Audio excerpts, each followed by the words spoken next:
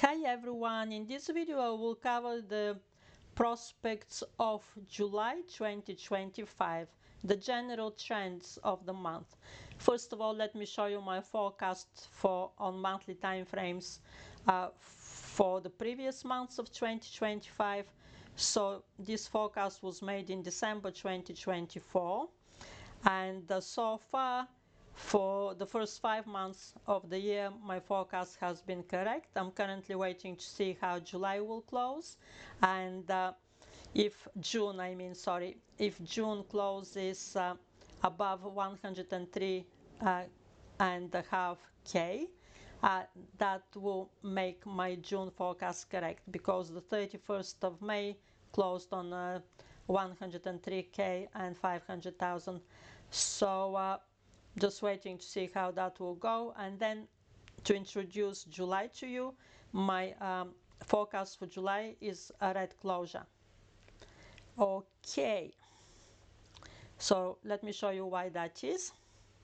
So this is the daily time frames forecast, by the way, and what I do in this forecast, I lay out all information on all cycles that I know of. All the information is here because I like to have everything in front of me. So I will show you some interesting things about various cycles that are happening in July.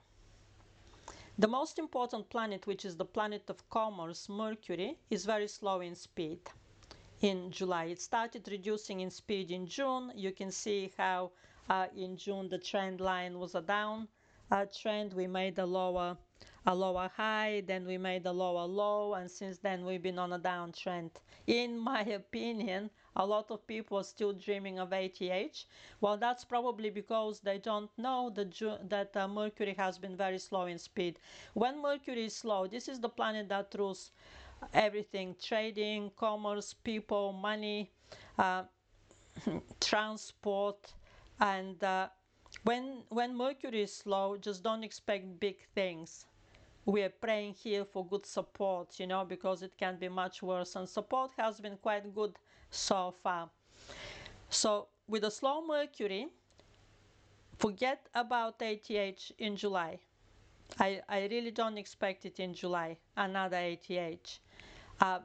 Also, with slow Mercury, not only on the trading charts, but in our own personal lives, I really recommend that you don't start any important financial ventures. Even opening a bank account would be unsuitable. From the smallest financial venture, like opening a new bank account, or even downloading a new app for managing money, to the most important ventures like launching a business or starting a website, launching a website, any of those things, nothing is suitable for July because of the slow speed of Mercury. If you start a business in July, everything will be slow. After that, the business will be making very small progress, and it will be presenting all sorts of obstacles. Not because it's retrograde. That is a separate matter, the retrograde motion, which happens later in the month. It happens from the 18th of the Mercury retrograde happens from the 18th of July. 1 second, I need to find the other cycle here.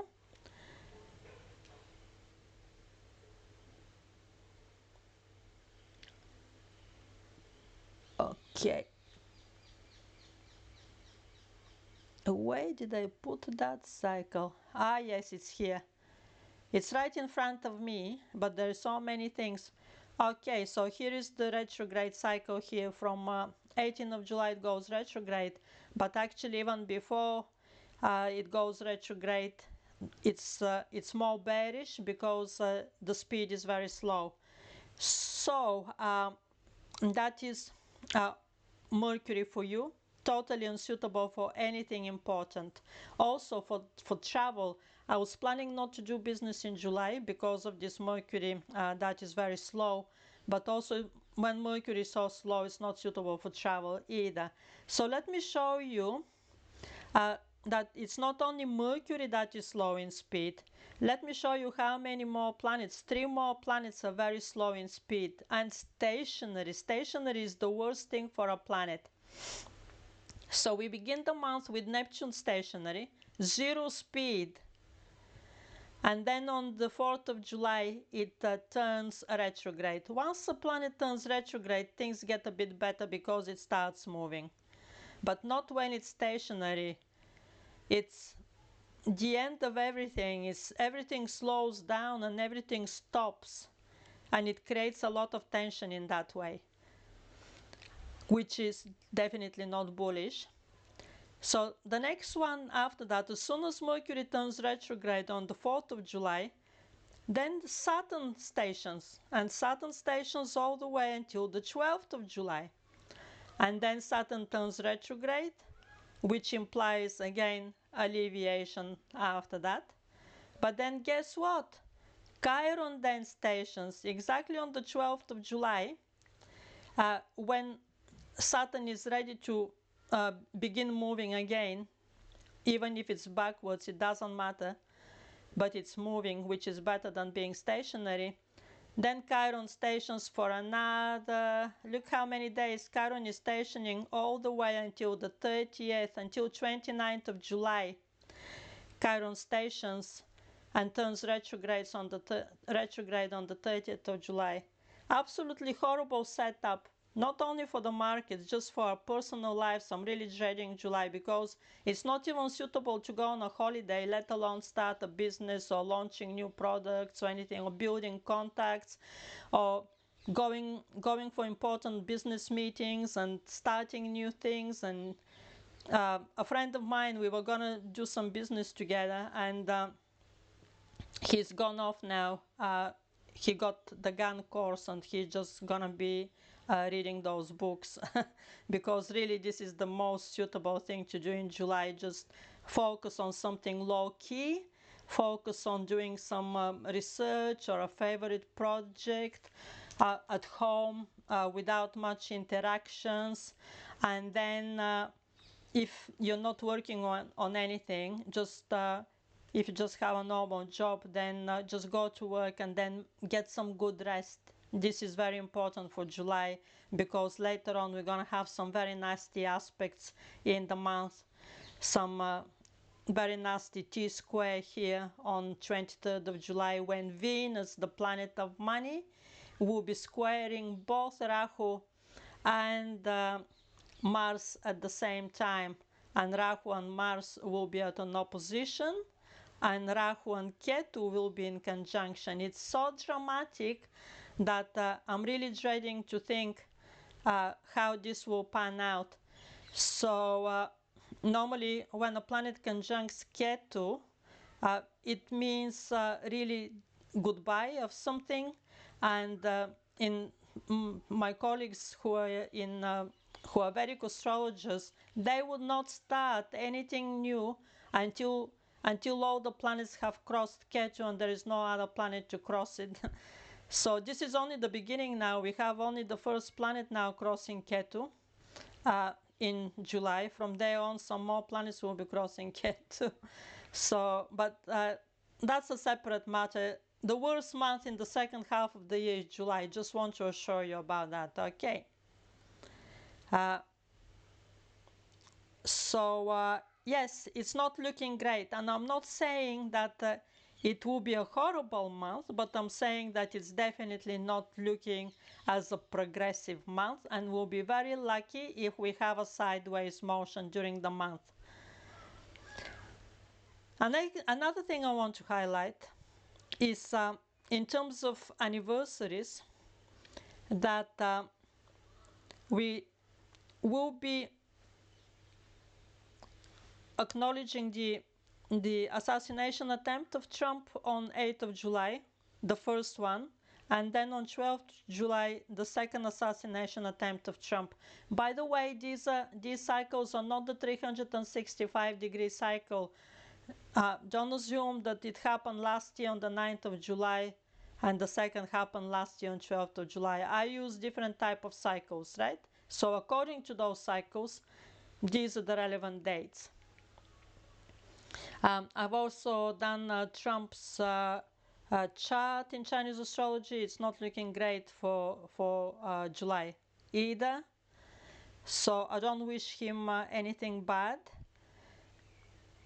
but just highlighting that he is at risk in July, like many of us. Another thing I want to add is the solar flares that are expecting to escalate. July is going to be the month with the highest number of solar flares, which means solar storms, and the solar storms could have any kind of impacts on nature. They can even create tsunami, they can create earthquakes, they can create a lot of trouble on Earth. So we are in a solar maximum year, and July is expected to be the solar maximum month. So that in itself is bearish as well. So without dramatizing the situation and saying, oh, July will be a disastrous month, which could be, it's simply not a suitable month to do anything important. Just try to get rest as much as you can. I'm not going to cover the pivots with you because this is a paid product. These are my daily time frames forecasts. So only people who are purchasing this product will see the pivots. Just want to show you here that in terms of the last section here is the lunar aspects, and the way I have scored them is totally independently from anything else, because I'm tracking to see if we're using only the moon aspects, would that be enough to forecast the market? Basically, I'm kind of competing in a friendly way with Vedic astrology, because the Vedic astrologers use mostly moon aspects in forecasting the markets, and some of them are quite successful. So I just want to see how this goes. And then these days are independently scored, and then what you do, you just highlight a date. You can see the moon score here based on the moon aspects, and then you move to the next section. The next section is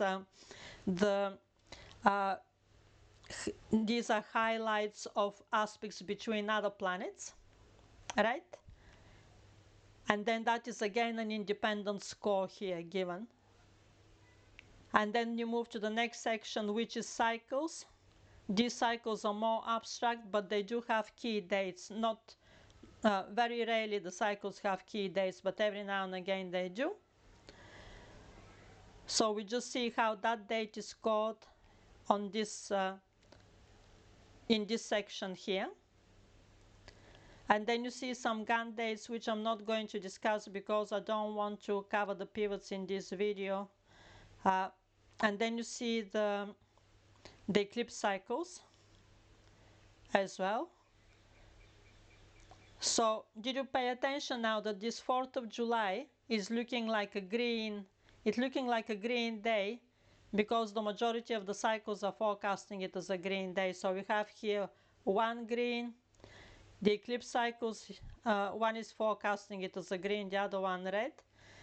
So far we have 2 green, 2 red so far, including this one. 2 green, 2 red. And then we're moving here now 3 green, 2 red. And here now 4 green, 2 red.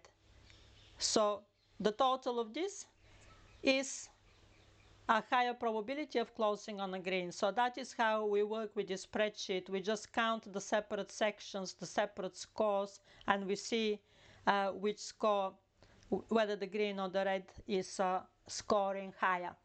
Otherwise, you don't need to understand these cycles. You just go by the color that is given, and that is how you navigate yourself. And this section here is various anniversaries using various cycles, just to give us a guide.